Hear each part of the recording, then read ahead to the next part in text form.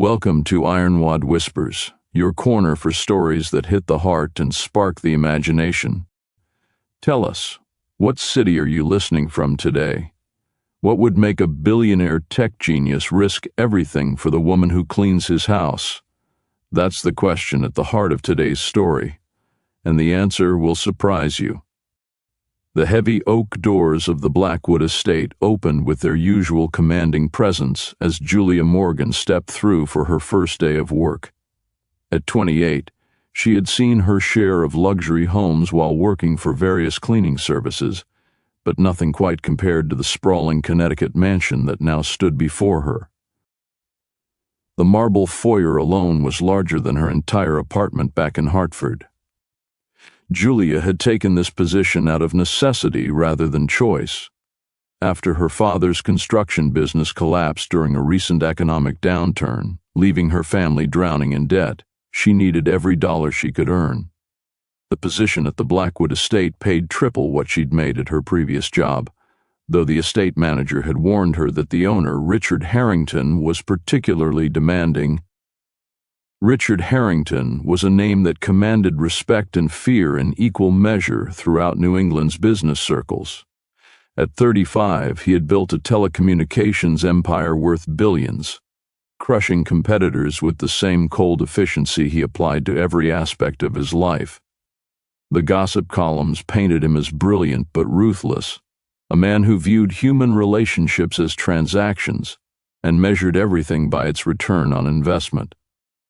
What Julia didn't know was that Richard had been watching her from his second-floor study window as she arrived. He had personally reviewed her application after his head of household staff, Mrs. Pemberton, had recommended her.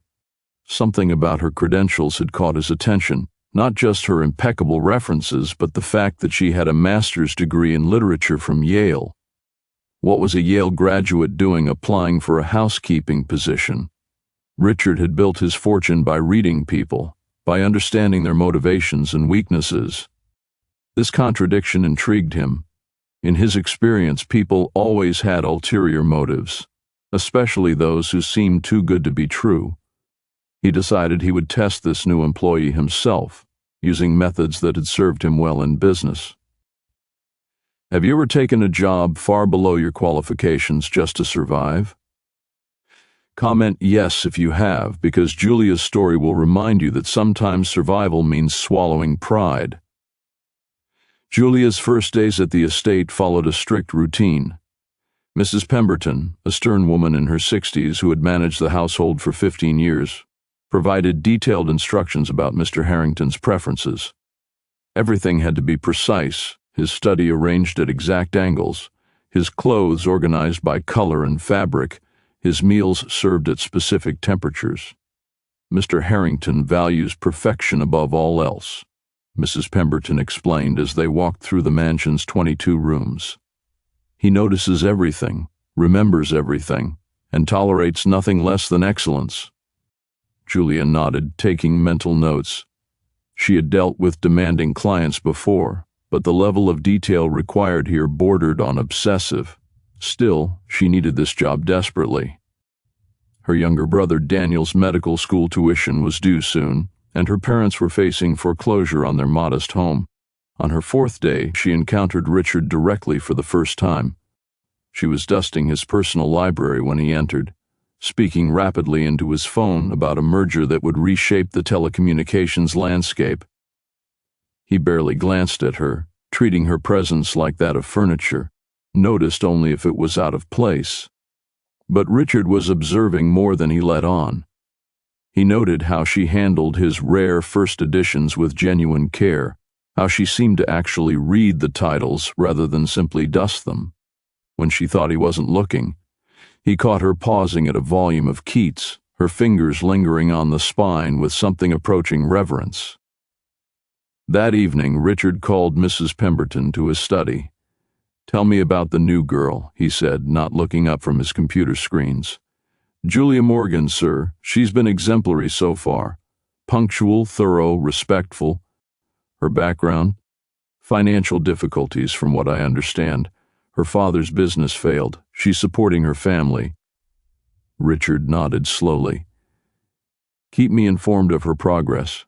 The test begins 2 weeks into her employment.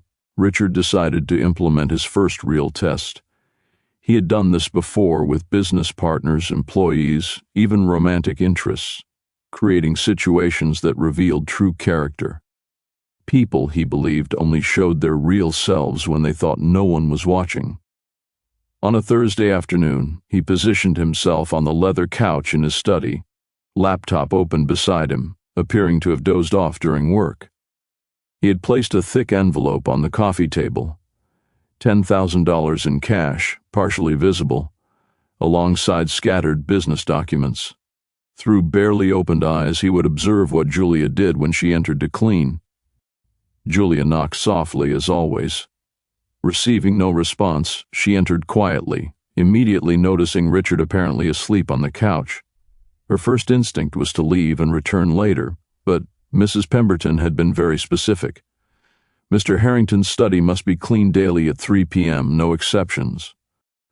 She moved carefully around the room, trying not to disturb him. When she reached the coffee table, she paused. The envelope of money was impossible to miss. Julia stood there for a long moment, and Richard watched through his lashes as various expressions crossed her face. What happened next surprised him. Instead of taking the money or simply ignoring it, Julia carefully picked up the envelope and placed it inside the open safe he always kept in his study, then wrote a note. "Mr. Harrington, I secured your cash in the safe while you were resting. The combination has not been changed. J. Morgan," but she didn't stop there. Noticing his laptop was still running and likely draining battery, she carefully plugged in the charger. Then, seeing he had no blanket despite the cool air conditioning, she retrieved a cashmere throw from the closet and gently placed it over him. Richard felt the soft blanket settle over his shoulders and caught a faint scent of lavender. She must have specially treated it. The gesture was so unexpectedly tender that he almost opened his eyes in surprise. Be honest, if you walked into that room and saw $10,000 in cash, what would you have done? Drop your answer in the comments. Over the following weeks, Richard devised increasingly elaborate tests. He left expensive watches, seemingly forgotten in various rooms, important contracts accidentally visible on his desk, and once even staged a heated phone conversation about a failing investment while she was within earshot, curious if she would try to leverage the information. Each time, Julia's behavior defied his cynical expectations. The watches were always placed carefully in his dresser. The visible contracts were never disturbed, though once she had thoughtfully placed a paperweight on them when a window was open and wind threatened to scatter them. After the phone conversation about investments, she had simply continued her work, giving no indication she had even been listening. But it was the small, unscripted moments that began to affect Richard most. The way she arranged fresh flowers in his study, not the formal arrangements the florist delivered for the main rooms, but simple wildflowers she apparently picked from the estate grounds during her lunch break. The careful way she handled a photograph of his late mother, actually polishing the silver frame with special care. The fact that she had learned his coffee preferences without being told, ensuring a fresh cup appeared on his desk precisely when he needed it during long work sessions.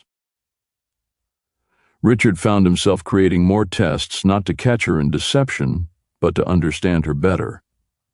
He started pretending to sleep more often, curious about what she would do. Sometimes she would hum softly while working, usually classical pieces he recognized. Once, when rain began suddenly and he had fallen asleep with the windows open, she had rushed to close them, then spent an extra 20 minutes carefully drying the areas where rain had entered. At this point, Richard had tested 47 people before her. Why do you think she was different? Drop your theory below. One evening, Richard was genuinely exhausted after a brutal negotiation that had lasted 18 hours. He had collapsed on the sofa in his study, fully clothed, and fallen into a deep sleep. This time it was no test. Julia entered for her evening rounds and found him there. His position looked uncomfortable, his neck at an angle that would surely cause pain. Without hesitation, she carefully adjusted a pillow under his head, loosened his tie, and removed his Italian leather shoes, placing them neatly beside the couch. Then she did something that would have amazed anyone who knew her professional boundaries. She sat in the chair across from him and began to read aloud from the book on his side table, a biography of Andrew Carnegie he'd been working through. Her voice was soft, soothing, as she read about Carnegie's philosophy of wealth and responsibility. "The man who dies rich dies disgraced," she read, and then paused. Looking at Richard's sleeping form, she said quietly, "I wonder if you believe that, Mr. Harrington. You have so much, but you seem so alone. All these tests you think I don't notice. What are you really looking for?" Richard's eyes opened then, meeting hers directly.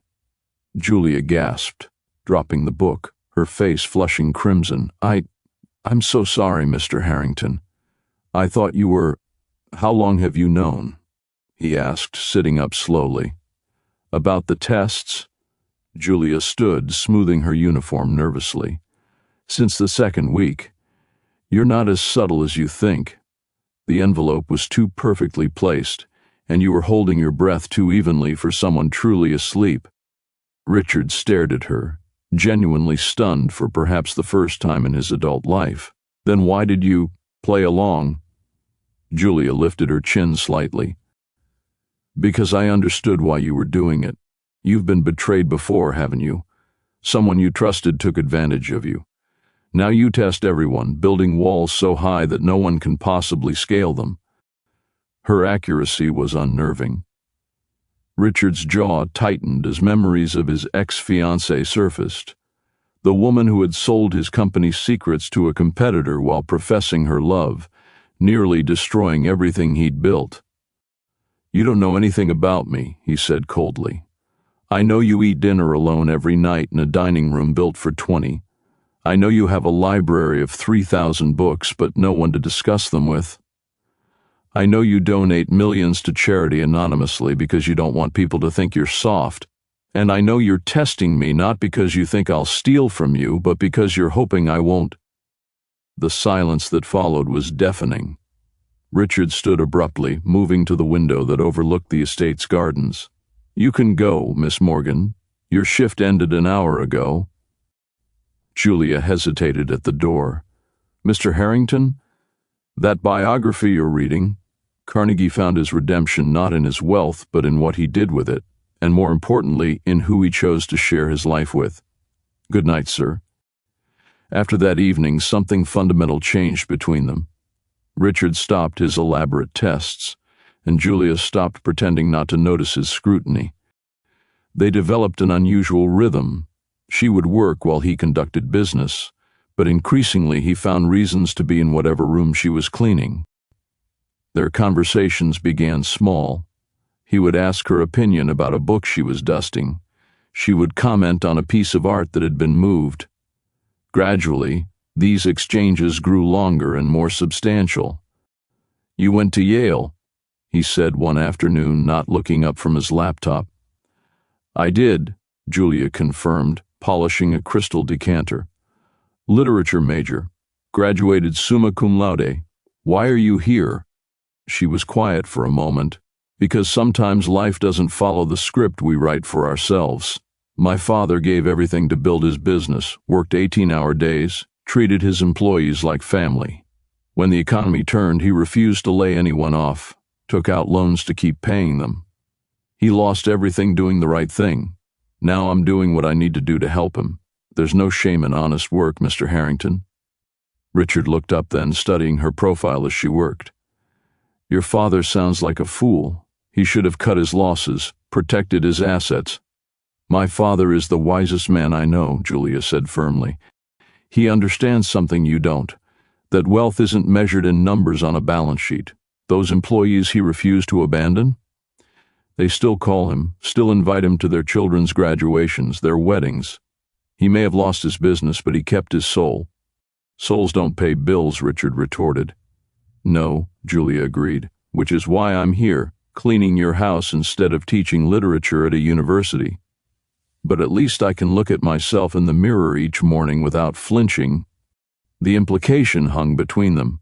Richard felt anger rise in his chest, but also something else, a stirring of recognition, of remembrance of the idealistic young man he'd been before the world had taught him to be hard.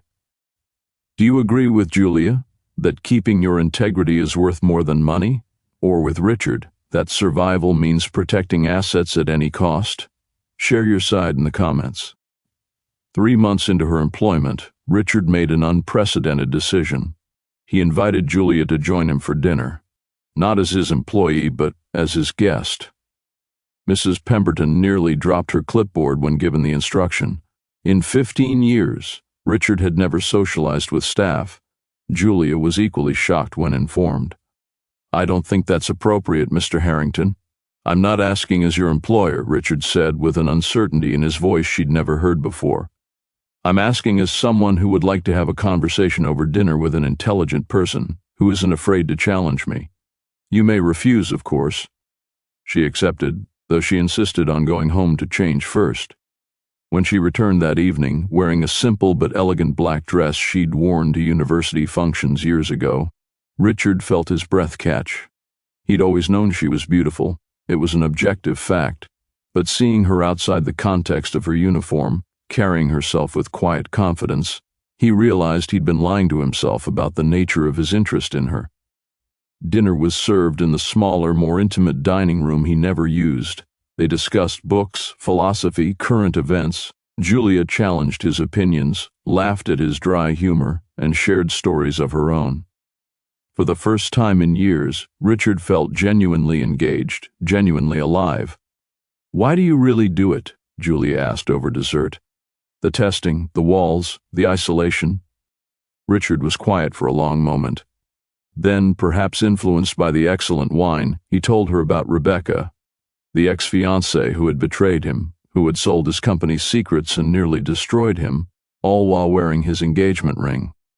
"She was perfect," he said bitterly. "Beautiful, sophisticated, from the right family. Everyone said we were the ideal couple, and for 2 years she played the part flawlessly while feeding information to my biggest competitor. I lost half my company's value and all of my ability to trust." Julia listened without interrupting, then said quietly, "She wasn't perfect. Perfect people don't betray those they claim to love. You're punishing everyone else for her crimes, including yourself." "It's safer," Richard admitted. "Safer, yes. But is it living? If this is touching your heart, please hit that subscribe button. We share stories like this every week." As autumn turned to winter, their relationship continued to evolve in ways neither had anticipated. Richard found himself scheduling his work around Julia's shifts, creating reasons for their paths to cross. Julia, for her part, began leaving small touches throughout the house that she knew would please him. A rare book she'd found at an estate sale, a recording of a symphony they'd discussed, fresh lavender in his study because she'd noticed it helped him relax. The realization came to Richard on a snowy December evening. He had been in Tokyo for a week, closing a major deal. The negotiations had been successful, the kind of victory that usually filled him with satisfaction. But as he stood in his luxurious hotel suite, looking out at the Tokyo skyline, all he could think about was returning home, not to his estate, but to Julia. He flew back earlier than planned, arriving at the mansion just as Julia was finishing her evening shift. She was in the library, returning a book she had borrowed with his permission. "You're back early," she said, surprised but clearly pleased. "The house is different when you're not here," he said abruptly. "I thought it was because the routine was disrupted, but it's not that. It's emptier. I'm emptier." Julia set down the book slowly. Richard, it was the first time she'd used his first name, and the sound of it on her lips made his decision for him. "I'm in love with you," he said simply. "I've been in love with you for months, probably since the day you covered me with that blanket thinking I was asleep. You've undone everything I thought I knew about protecting myself. And the terrifying thing is, I don't want to rebuild those walls." Julia's eyes filled with tears. "You impossible, wonderful, frustrating man. I've been in love with you too, fighting it every day because I knew it was inappropriate, knew it could cost me everything." Then stop fighting, Richard said, moving closer. I've spent 5 years believing that caring for someone meant being weak, meant being vulnerable to betrayal. But you've shown me that the real weakness is being too afraid to risk your heart. I want to risk mine with you. What followed was a courtship that shocked New England society. Richard Harrington, the cold, calculating billionaire, was seen everywhere with his former housekeeper. The gossip columns had a field day, but Richard didn't care. For the first time in his life, he was genuinely happy. He introduced Julia to his world, but more importantly, she introduced him to hers. They spent Sundays with her family, her proud but struggling parents, her brilliant brother Daniel. Richard found himself in the unfamiliar position of being accepted not for his wealth or power, but for how he treated Julia. Her father, Robert Morgan, pulled him aside one evening. I lost my business, Mr. Harrington, but I kept what mattered. My family, my integrity, my ability to sleep at night. I see you've been learning the same lesson from my daughter. Richard proposed 6 months later, in the library where she had first called him out on his tests. He didn't do it with fanfare or spectacle. Those were the gestures of his old life, meant to impress rather than express. Instead, he simply got down on one knee while she was reading and spoke from his heart. Julia Morgan, you walked into my life as an employee and became my salvation. You saw through every test, every wall, every defense, and somehow decided I was worth saving anyway. I don't want you to clean my house anymore. I want you to make it a home. Will you marry me? Her yes came through tears and laughter, and Richard realized that all his billions had never made him feel as wealthy as he did in that moment. Do you believe real love can change even the hardest hearts? Drop a heart if you do. They married the following spring in a ceremony that balanced both their worlds. It wasn't the society event of the season that the gossip columns had anticipated, but rather an intimate gathering in the estate's gardens. Julia wore her mother's wedding dress, altered to fit perfectly. Richard, for perhaps the first time in his adult life, looked genuinely relaxed and happy. In his vows, Richard said, I spent years building an empire and walls in equal measure. I thought success meant never needing anyone, never being vulnerable. You taught me that the greatest success is finding someone who makes you want to tear down those walls. You didn't fall in love with my wealth or my power. You fell in love with the man I forgot existed beneath all of that. Thank you for reminding me who I could be. Julia's vows were equally moving.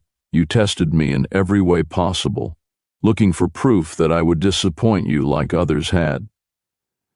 But what you didn't realize was that I was testing you too, waiting to see if the good man I glimpsed beneath the armor would be brave enough to emerge.